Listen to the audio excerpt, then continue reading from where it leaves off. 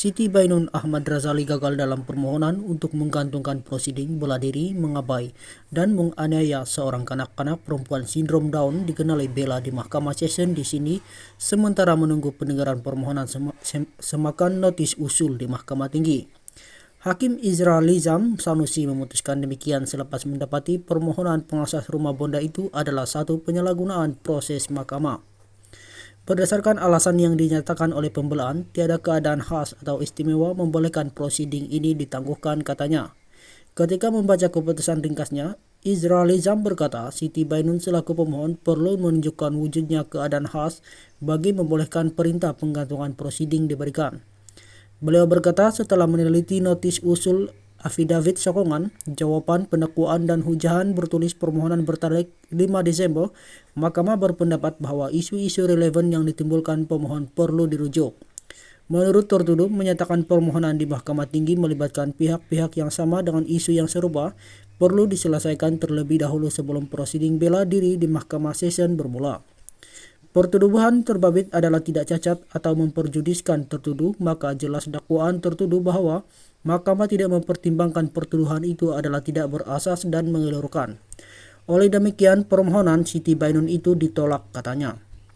Semasa prosiding, Nur Aminatul Mardia Muhammad Nur berkata, penggantungan kes ini wajar diberi karena ia tidak prejudiskan mana-mana pihak. Ini karena beliau berkata isu yang difailkan di Mahkamah Tinggi adalah berkaitan pertuduhan terhadap Siti Bainun. Katanya, notis usul telah difailkan pada Rabu lalu, maka bagi memastikan keadilan kepada tertuduh, pendengaran di Mahkamah Tinggi perlu dihapuskan terlebih dahulu sebelum pihak-pihak meneruskan prosiding pendengaran kes di mahkamah ini. Jika Mahkamah Tinggi membuat sebarang dapatan terhadap pertuduhan, ia akan memberi implikasi kepada keseluruhan perbicaraan kes ini. Bermakna ia akan beri implikasi sama ada pertuduhan itu akan diteruskan atau tidak, katanya.